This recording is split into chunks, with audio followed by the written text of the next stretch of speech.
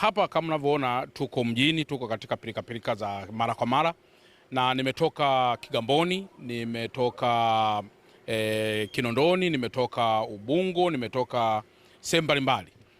Kitu ambacho nimejifunza ni kwamba Watanzania sasa wanaelewa sana kuhusu dhana ya amani, na walio wengi sasa tunaelewa kwamba kumbe ukiulizwa katika taifa utajiri wako katika taifa ni nini, kumbe hatupasi kusema tuna madini, hatupasi kusema tuna gesi.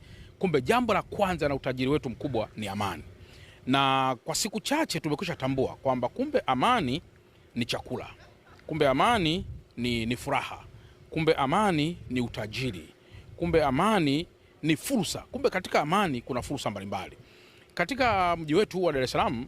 Tangu Mheshimiwa Waziri Mkuu kwa niaba ya Mheshimiwa Rais na ambaye ni Amiri Jeshi Mkuu kutangaza na kuweka utaratibu mzuri sana kusherehekea siku hii ya tarehe 9 mwezi wa 12, ni dhahiri kwamba kila mmoja alielewa alichoambiwa. Na sisi Dar es Salaam tunashukuru sana. Tangu taifa hili limeasisiwa mwaka 1961 katika kupata uhuru wake, tumerithi amani kutoka kwa waasisi wa taifa letu, na mpaka leo hii tunaiona amani kama tunu. Kwa hiyo kutoka tarehe 29 mpaka hivi leo unavyoona ni jitihada za serikali na Watanzania wenye mapenzi mema kuendelea kuilinda amani ya taifa letu ili isitoweke. Amani ya taifa hili ikitoweka itakuwa ni tatizo kubwa sana, kwa sababu tunayo mataifa mengi. Kwa mfano tukienda pale Kongo wakati wa mzee wetu Lumumba, taifa lile lilikuwa lina amani nzuri kabisa, lakini mpaka leo unakuta amani ile imewaponyoka. Ukienda Libya wakati wa mzee wetu Gaddafi, unaona kabisa taifa lile lilikuwa na amani, amani ile ikawatoweka.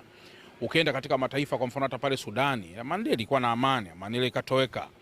Ukienda kwa mfano hata mataifa mengineyo hata hapa karibu, unakuta kwamba amani ya taifa ile imetoweka, na kutoweka kwake kuna sababu nyingi, lakini moja kuu ni pale ambapo watu tunaingia katika ushabiki au katika mkumbo pasipo kujua kwamba kitanda tunachotaka kukichoma moto ndicho tunacholalia jioni.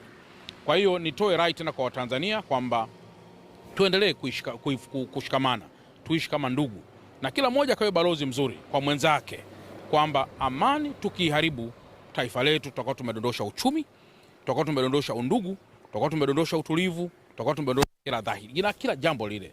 Na mimi nikiri kwamba hata kama baadhi ya watu niliwasikia wanasema sisi hatutaki utawala, hatutaki namna hii, lakini sasa unaweza kujiuliza kwamba hata kama utawala utasema hautaki, then tukasema okay sawa, mnataka nini?